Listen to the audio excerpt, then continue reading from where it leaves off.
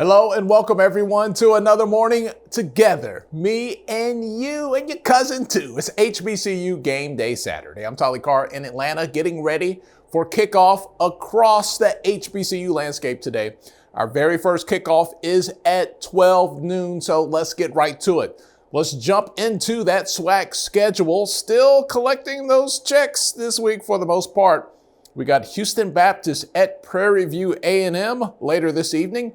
Mississippi Valley State is taking on Stephen F. Austin, Florida A&M at the University of South Florida. McNeese State University, they are at Southern. Grambling made the, they left on Friday, going to the University of Houston. Little road trip there, UAPB at Central Arkansas. Alcorn State, South Alabama will play today. There was a lot of drama with trainers and practices, but that game is on for tonight. And our big one, Jackson State at Louisiana Monroe. All right, back here in the studio, all eyes on Jackson State, ULM tonight for several reasons. Now, Bobby Bowden's son, Terry, is the coach there at ULM. And of course, Deion Sanders played for his father, Bobby Bowden, at Florida State. We all know that history, but probably even bigger than that, Deion Sanders on record for not being a big fan of money games. He plays to win, period. Care who they are. I really don't. Winning is winning. I don't care what plate you serve it on. Formidable opponent. Bowden. First of all, let's get that straight. It's going to be very emotional. Because we're going to celebrate my late, great head coach, Bobby Bowden. And I think we're going to wear a decal on both teams want to wear a decal on their helmets to commemorate that. But we just want to go out there and execute, do what we're blessed to do, excel. We're going to find out who some players really are this week because you're going to have a real formidable opponent that we supposed to lose by all accounts. We don't supposed to be in this game, right? We getting paid to get beat, right? We get paid to get beat. Okay, let's bring our partner into the conversation. You know him from the pregame show. It's my man, Neely, Peanut Butter Neely time. All right, Neely, first things first. You said all summer long that this JSU team was for real. And it wasn't that I didn't believe you, but we were talking about practice. Practice? We were talking about practice. I had to see it for myself after 2 weeks. Yeah, man, them boys can ball. No doubt about it, they have. And to date, there have been no surprises. I understand as a media outlet that is embedded with Coach Prime and the players, everyone thinks that, we're just pulling some homer moves and we're going to talk glowingly about the program. But once these guys, his dogs, his part of his 12 disciples, because some did not make it all the way through. But once he got his team in place, we tried to tell everybody that would listen, this ain't April's Jackson State football, that defensive line was much improved, the linebackers, the secondary, the offensive line was much improved, and that there was a tremendous upgraded quarterback. And I think people know 2 games in, the pregame show was telling the truth. Okay, Shedeur Sanders has been as advertised, and he's been the catalyst got that one out of that offense, Neely. I mean, he's a bona fide pocket passer. He's not an athlete that happens to play quarterback. This guy gets it done from the pocket. Yeah, and, I think sometimes when you talk about, again, framing narratives, that when you watch the Sunday morning football talk shows or the Monday night football talk shows on the pro level, they kind of say that as it's a negative. And there's nothing wrong with being a pocket quarterback when you're getting the ball out of your hands in less than 3 seconds and you got an offensive line that can block for 4 or 5 seconds. He doesn't have to run. He can run. He is a hell of an athlete. But the way he has command and control of the pocket, command and control of the offense, and those weapons that he has, every play, every possession, every game, the two games in, there's a different guy catching, different guy scoring. So he's in a position that whereas he can use his legs because he is an athlete, he doesn't have to use them. He can rely on his arm and his mental aspect of the game and dissect defenses and score that way. Okay, hold tight, Neely. for just 1 second. Don't go anywhere. We're going to hear from some of the coaches that we had a chance to talk to earlier in the week. Now, Terry Bowden, he talked about what he sees in this new look Jackson State offense and the addition of Shedeur Sanders at quarterback.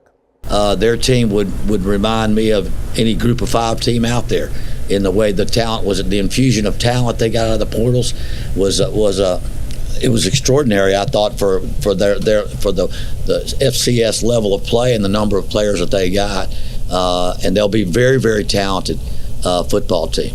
And so we've got and maybe more talented than us. We've got to go out there now and have a great week of preparation, a great practice, because they've got weapons on the field all over. The quarterback, of course, that's Coach Sanders' son at quarterback, 75%, 291 yards a game, no interceptions, 3 touchdowns, doing everything right as a freshman quarterback.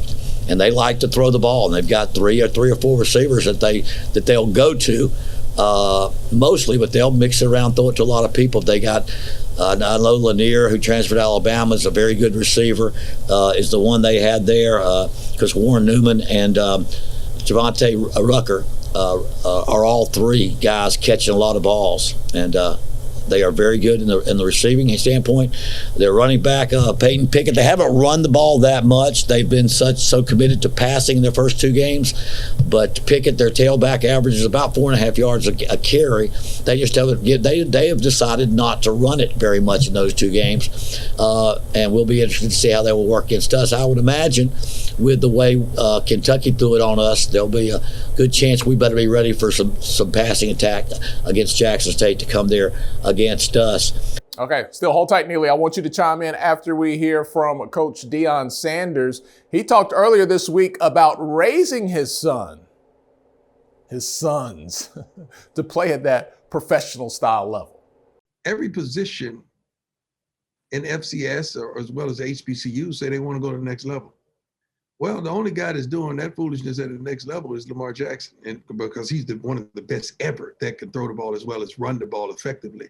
Other than that, it does not happen. It's not going to happen for you. So having a quarterback that looks to throw the ball first, and then if you ever get down by 14, you still have a chance because he could spin it. That's a tremendous asset. When I thought about raising my kids, I want to raise my kids as professionals, man. So, and I've been in the game at the highest point. So when I see a quarterback, I'm thinking, shoot, the Bradys, the Montanas, the Troy Aikmans, I'm thinking those type guys. I'm not thinking the other stuff. I'm not thinking that. When I think about a safety in Shiloh, raising him, I'm thinking, hey, man, that's Ed Reed, man. It's Ronnie Lott. That's where we start, So we always have the commitment to the excellence, and I give them the goals to shoot at the excellence. Then we start with that being our goal. We don't start here and be appreciative that we're dominant here. He still has a long way to go. We still find holes in his game and reads that he could make a little quicker, but he practices like that. Like they practice that way. We can't fathom to see a play in the game that we hadn't seen in practice. Mr. Bishop is on here. He could tell you, like, we practice. This is the way we practice. So when you see it in the game, all it is we're dressed and showing the world how we practice. That's how we get down and practice. All right, Neely, coming back in 1 second. I appreciate your patience, man. Let's take a look at the odds and how the odds makers have this one lined up. Jackson State, a 17.5-point underdog for my research, and I'm not the betting guy. I kind of struggle with lines and odds and all that, but I did look that up. Coach Bowden buttered those guys up in his press conference this week. That's what coaches do. It's an old trick. Made Jackson State feel like you guys might throw for 500 yards on us today, and they just might. But here's the reality. ULM can be had just like any other team. They have their flaws, but it's not going to do Jackson State any good if they don't have the personnel to expose those flaws, according to Coach Sanders. Well, that's opportunities everywhere with every team. You just got to have the personnel to expose them. I mean, you can look at any tape and say, well, there's opportunities right here, but do you have a person that's opportunistic that can take advantage of that?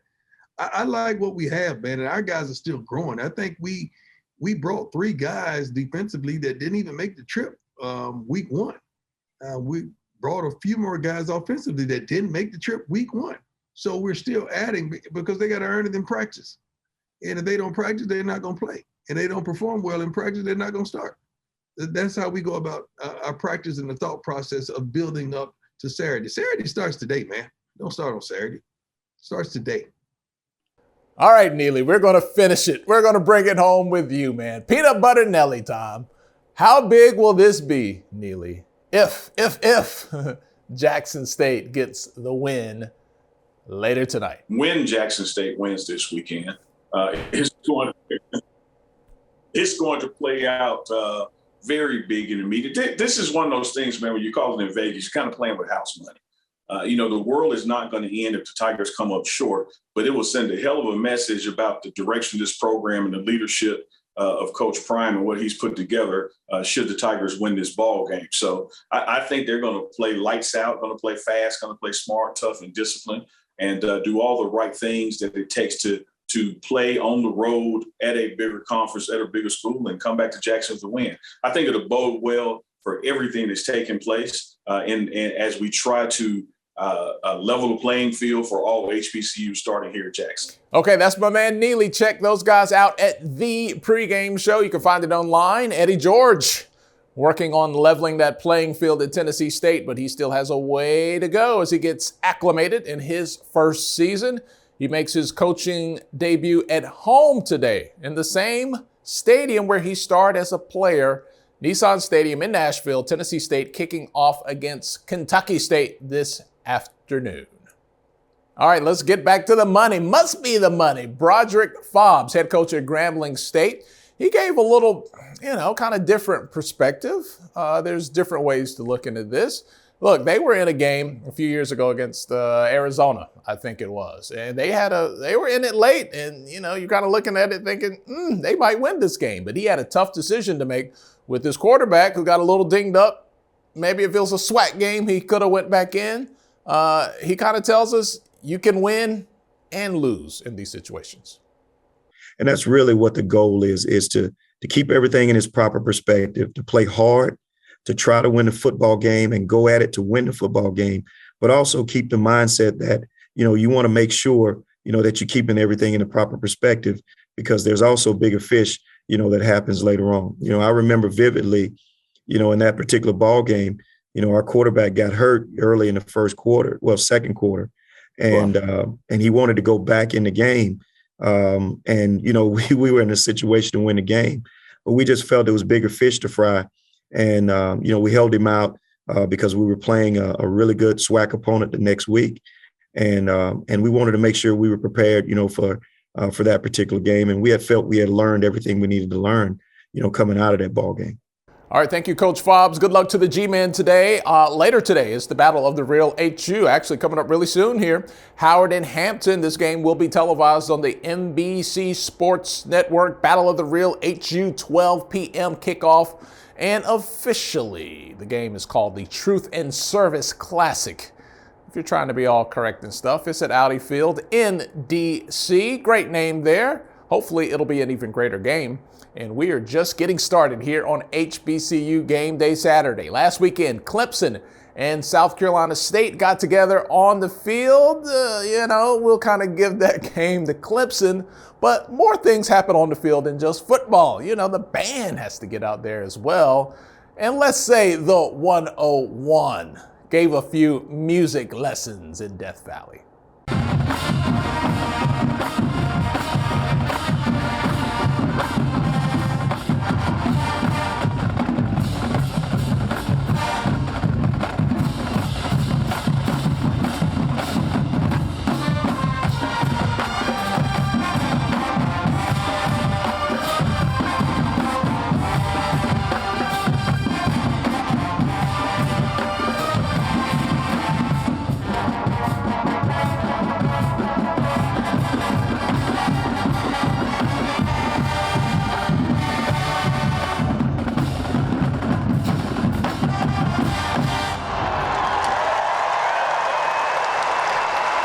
Okay, welcome back, everyone. We'll take a look at that SIAC schedule in just a second. Ooh, and it is dripping today. We got Savannah State and Benedict. We'll get into it in just a second. That's one of the games I'm looking forward to. And we've had a chance to catch Benedict a couple of times, including their game last Thursday in Columbia. Our executive producer extraordinaire, Mr. Wally Pitt, wears a lot of hats around here at HBCU Gameday. He was in Columbia and feeling the love. Nothing like a Thursday night primetime game in one of my favorite places in all of HBCU football. Charlie W. Johnson Stadium in Columbia, South Carolina, home of the Benedict College Tigers, and it's always love every time I pull up to the 803. HBCU Gameday! And I'm in South Cac to check out two of the sleeping Tigers of the SIAC. We coming in strong. No, we come 2-0, baby. You know what it is, man. And speaking of sleeping, we all might be catching Z's over the ever-expanding Southern Intercollegiate Athletic Conference, aka the SIAC. As Edward Waters not only makes it a 10-team football league, but they also inject some of that Florida football energy into the conference as a whole.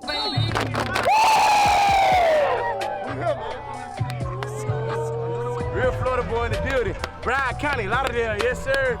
Ed Waters comes back to the SIAC after leaving the conference in 1935, and after moving up from NAIA to the Division II level, Edward Waters University is the only D2 HBCU in the entire state of Florida.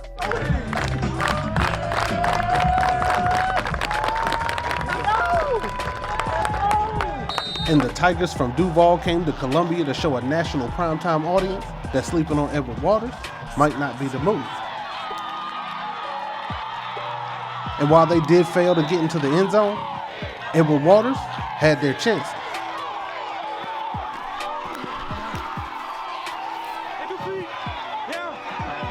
And showed that the Tigers from Jacksonville are A1 in that toughness department.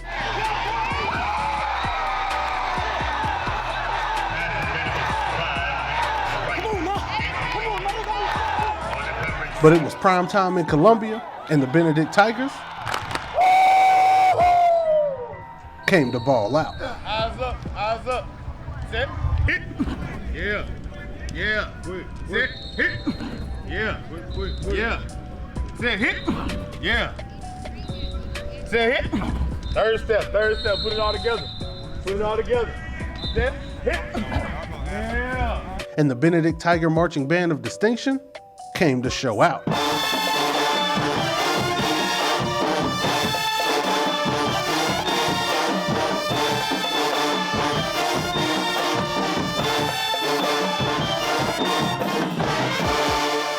Known for being one of the best bands in the land, the BOD and drum major Grady Bonds were just happy to be getting back to that band life. It's just the life, like this is what we've been waiting on.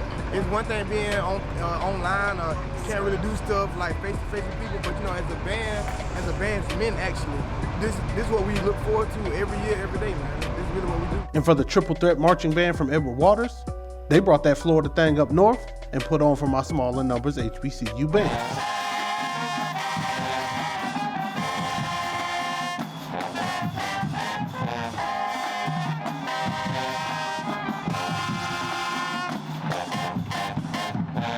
But it wasn't just the bands putting on the show on the sideline.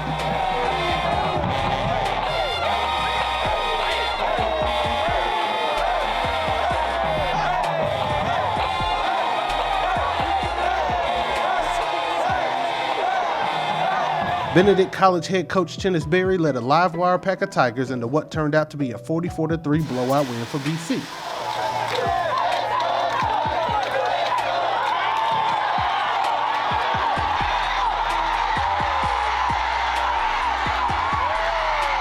Touchdown Benedict.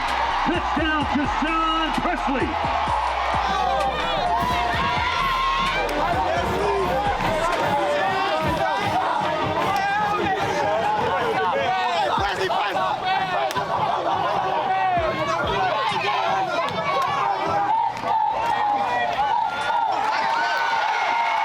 Touchdown Benedict.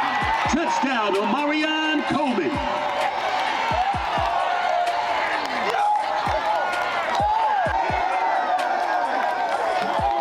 And the Tigers were out there ready to turn up for the homies on the sideline every chance they got.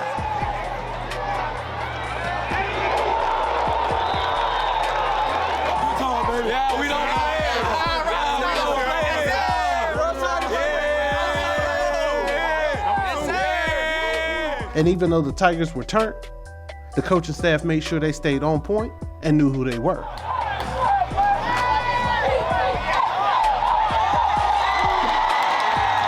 Touchdown, Benedict. Touchdown, Jabari Tucker. So let's keep rolling, keep making plays. You good? Let's go. Hey, next time, I'm talking.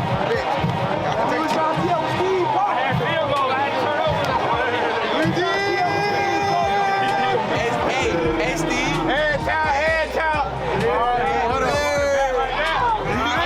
Hey, you can't have that back. I'm like, no way. And through the process, Benedict emerged as a possible sleeper in the SIAC East.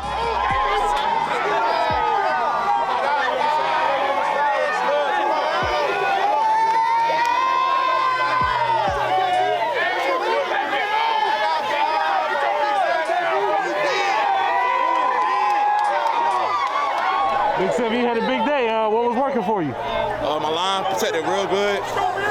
You know, receivers got open, got on the ball. We had a good game plan. We executed. Did what we did. Go Tigers. But no matter what happens for the rest of the season, this Thursday night belonged to Benedict College.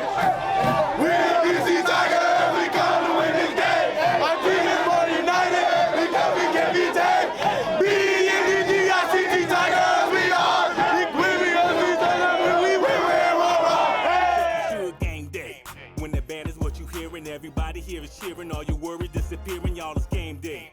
Whether televised or streaming live in person while you're screaming, no more waiting, no more dreaming, y'all, it's game day.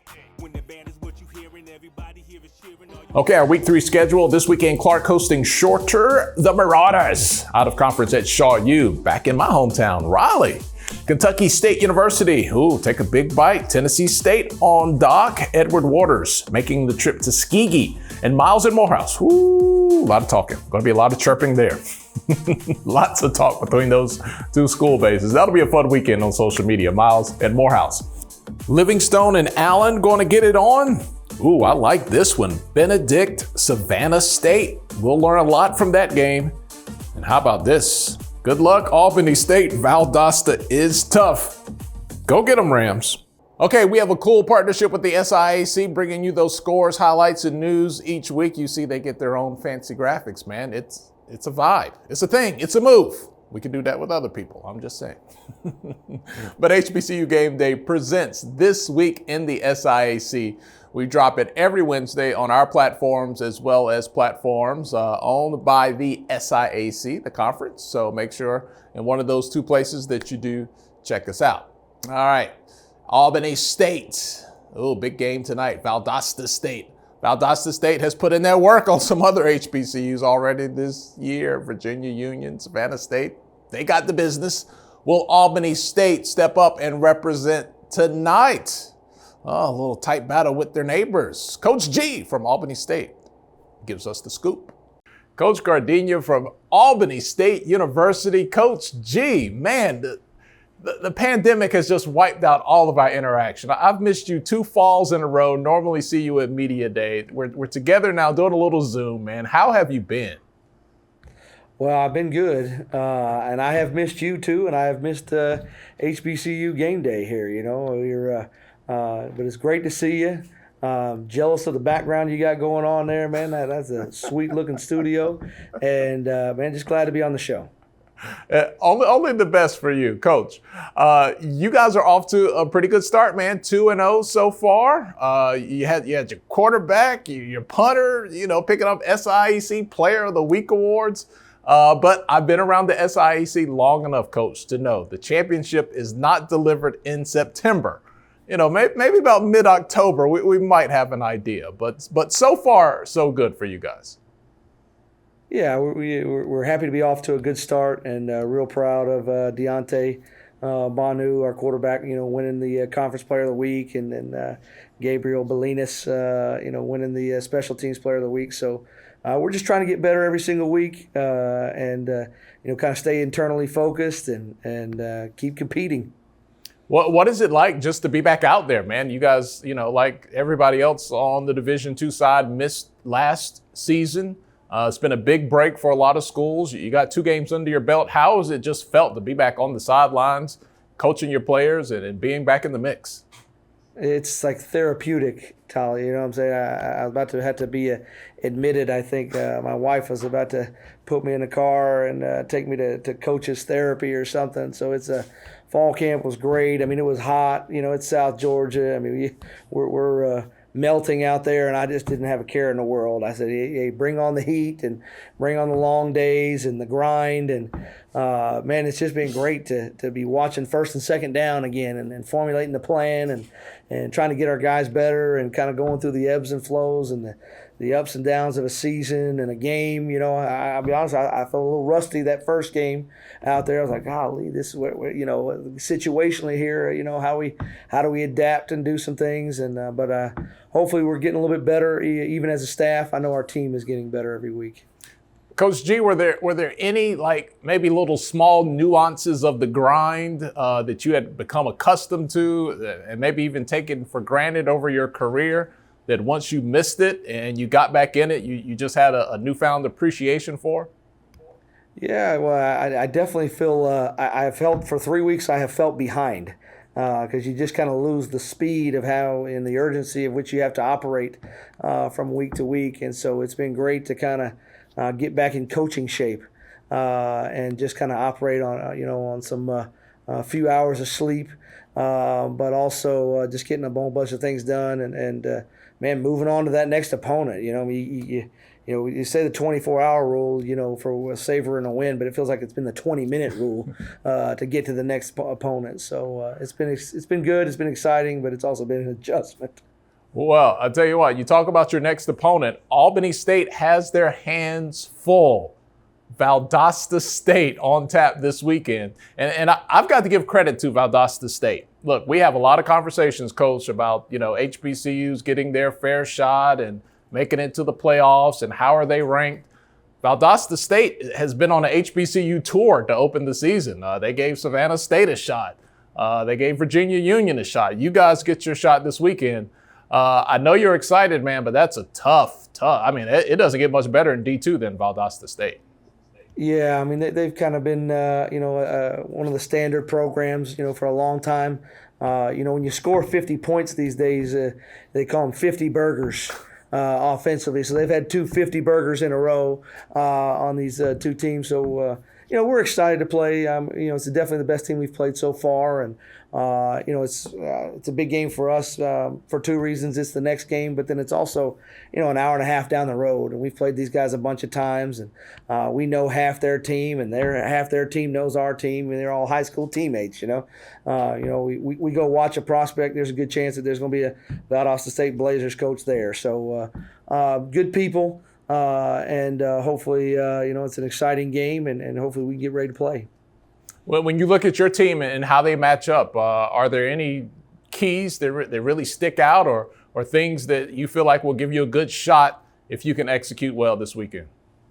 Well, I think we sometimes, you know, in a big game, you can kind of make it more than it is, you know. So we're just trying to get our guys to press and not to play and not press. Let's not make it bigger than it is. And so for us, you know, it's kind of like what I said earlier about just being internally focused. I feel like the most important team in the game is Albany State, and us playing our best game. And no matter who we play, you know, a good opponent or someone, you know, else, it doesn't really matter. We've got to play to a standard. Our guys are playing really hard. You know, a couple times last week we let the emotion of the game probably get to us. But doggone, it's your first home game in 2 years. I think you probably are pretty emotional about being out there on that grass. So, you know, it's something that you know, we're not you know, sweating it too much. We're just trying to stay positive and get our guys better and hopefully, you know, kind of week 3 you kind of settle in. You know, it's not a whole lot new scheme wise or anything like that. It's just about playing a little bit better. Now, I wasn't there, Coach, but I heard that the Coliseum was rocking on Saturday. What has the community support been like for them to get a chance? They missed you as well while you guys couldn't play.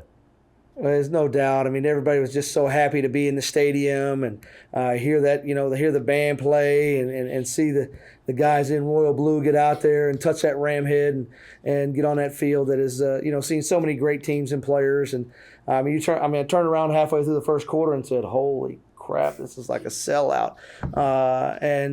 So it was a great atmosphere. It was loud. It was hostile. And I tell you what, it was exciting. I mean, I think we recruited actually extra cheerleaders. I looked down there, it looked like we had as many cheerleaders as we had players. I mean, it was like 40 people out there.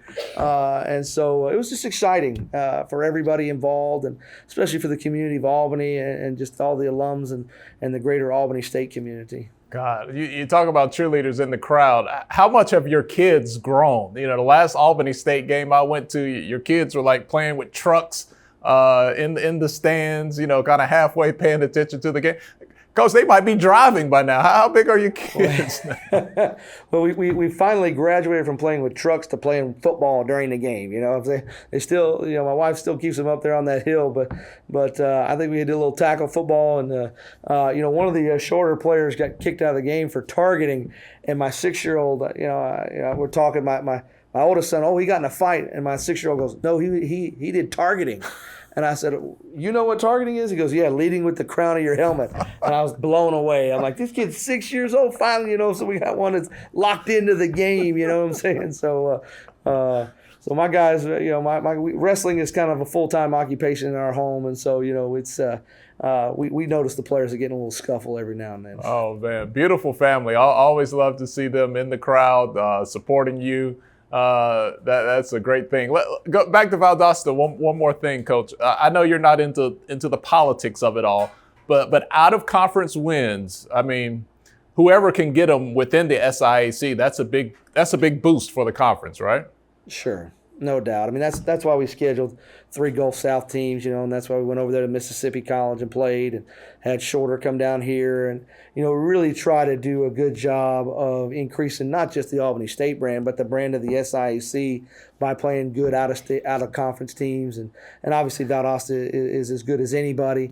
And that's the plan for the next couple of years, you know, is to go play some great non-conference games. And, I think the players like it, you know, too. I think it's good for them to see people from a different league. And then obviously the SIAC East is no joke every year or two. I mean, it's a lot of guys with good players and teams that are getting better, and, you know, excited to see that a lot of teams are off to a good start. Oh, Coach, look, let me tell you, I was at Lane, Clark, Atlanta.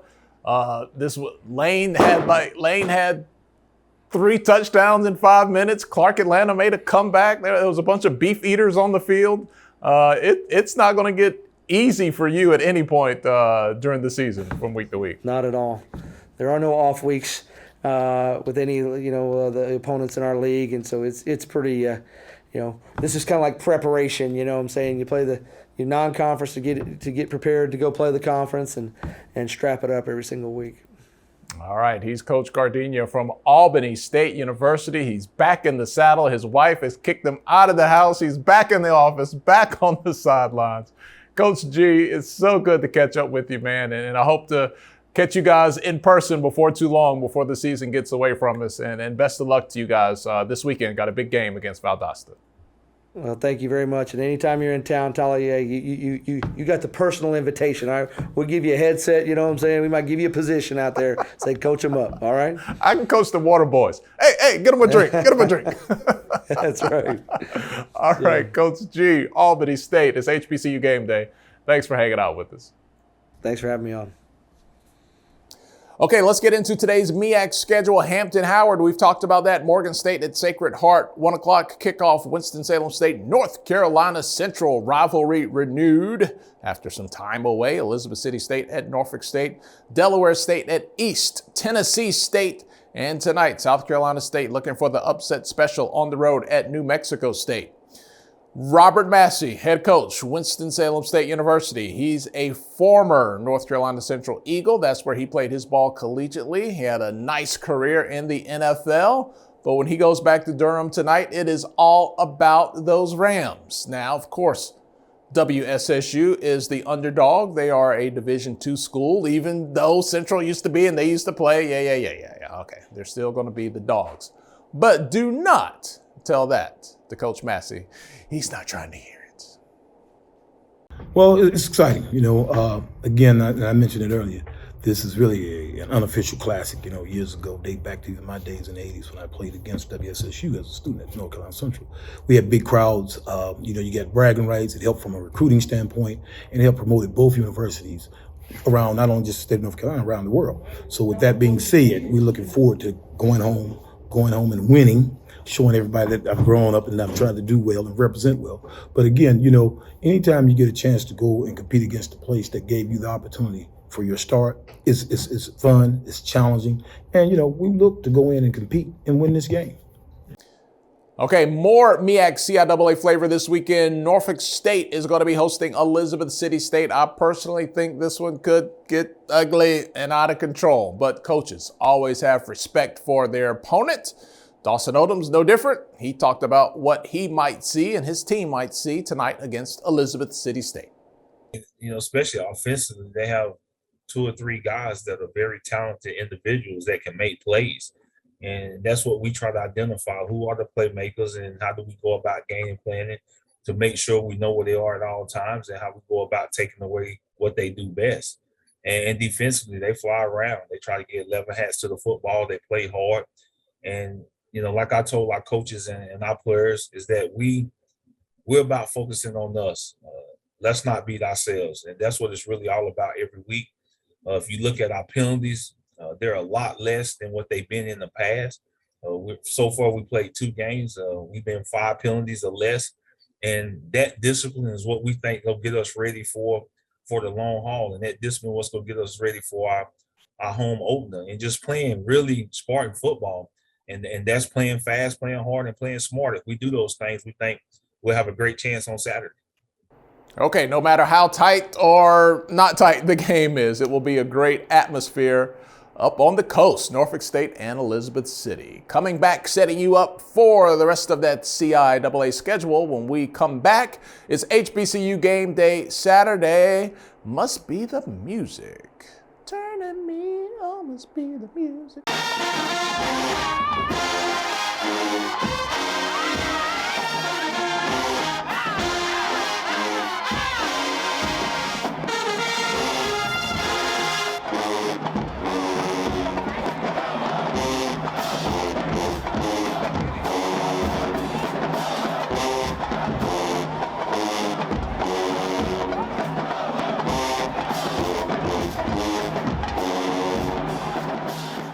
All right, CIAA today, Central State at Shaw, Erskine College at Shawan. I think I've driven past that school before. Bowie State at the University of New Haven, Livingstone at Allen. Allen feeling pretty good about themselves, just like Bluefield State, who got a win last week. Taking on JCSU. What you gonna do, Coach Blunt? How you doing, man, down there in Charlotte? And Winston-Salem State and Central, we talked about that. Virginia University of Lynchburg at Virginia Union, and Lincoln, PA at Gardner-Webb. All right, we have some racing news for you guys, and this involves a CIAA connection. Rajah Caruth, he is a student at Winston-Salem State University, but he is a professional race car driver. He's having a great September. Earlier this week, Thursday night, racing on national television on FS1 in ARCA race at Bristol. Ooh, that's a tough track there. And he overcame some mechanical problems and finished 6th, which is respectable. Nearly a top 5 finish there. But just a couple of weeks ago, he got big news in his camp about a big promotion in his racing career. We caught up with Rajah last week to talk about it. You have been moving up the ranks very rapidly. A young guy. How old are you, Rajah? 19. 19. Okay. So you've come up. You've been doing late models. You've been doing ARCA, and next season you're going to get a ride in the Xfinity Series, which is one step away from the top of the line Cup Series in NASCAR. For those who missed it, man, give us the info and tell us all about the big announcement. Yeah, definitely. So next year, I'll be continuing to add more races to my schedule. I'll do the full ARCA Menard Series season, so I'll get to get my first tries at Daytona, Talladega, Charlotte, Pocono, and other notable racetracks on the Cup Series schedule, in addition to make my National Series debut in the Xfinity Series at Martinsville, Richmond, and Dover, along with potentially Pocono and Kansas. So that's what we got going for next year. Now you're a cool, calm, laid-back man. This is really big. Like, these are the same tracks that people, even if you're not a super NASCAR fan, you'll recognize, current names and names from the past. I've been following and covering NASCAR for over the last 20 years, man. And you talk about these tracks that you're going to go to, man. There's been some historic things that have happened at these racetracks. Even if you don't show it on the exterior, man. Raja, how excited are you on the inside about this opportunity? I'm extremely excited. I mean, the thing I'm most pumped about is just getting on the racetrack. And it'll be like 4 or 5 months until then for next year. But I'm really excited for that. But I'm also excited to finish out the rest of this year and hopefully get some more wins. Is this where you saw yourself? Like you come across as like, all right, this is no surprise. Like, this was the plan all along to be where I am today. I mean, it was the hope all along. I think it is always a little bit surprising, I think personally, just because like to just, I guess, see the progress that's happened so far and everything that's happened at such a rapid rate. So it is pretty surprising. I've got to like kind of have a mental check, I would say, before, I guess, big things. Like before Monday, like we had just raced at Milwaukee the day before. And so it kind of was a moment of like, or getting a little closer step by step. So it feels pretty good to continue to get closer. All right, Thursday night volleyball from the SIAC. Albany State at Clark Atlanta, and Albany State was just rolling along, handling its business, and then Clark Atlanta came to life at the net. Some serious, sustained rallies in that third set. It was back and forth, diving on the floor. Clark Atlanta ended up winning that third set. They had to win it by 2, but Albany State was a little too much for the Panthers. They took it in 3 sets, or took it in 4 sets, 3 sets to 1. That was some great action, man. If you have not checked out volleyball and the CIAA, SIAC, MEAC, that's some good stuff. You got to check it out. Okay, pretty cool new thing that's coming to HBCU Game Day really soon. We're going to begin rebroadcasting the HBCU Esports League, which is powered by our friends at Community. Always an HBCU connection out there. So pretty soon, this fall, you'll get a chance to see some of that NBA 2K League play in the HBCU Esports League. Here's a preview.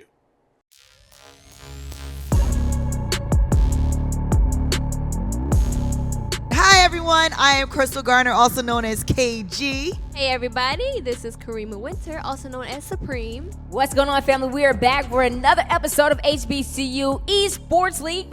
Wait a minute. Watch this. LeBron James spin cycle, the spin move. Ooh-wee. Wow. Ooh-wee. Charity Wren is a senior with a major in social work at NCCU. What drives me the most is just being able to help anyone that's in need.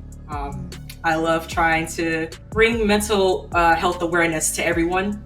And in the gaming industry, it's not really well known. A lot of people keep it a secret. The Verizon 5G top plays of the game. Let's get to it. Starting off at number 5. Here we go. Let's see this one right here.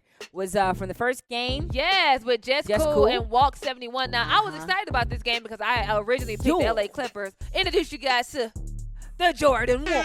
The UNC in Chicago AJ1s dropped during All-Star Weekend 2019. Yes, sir. 2019. Be kind, be generous, and for God's sake, be a part of the community.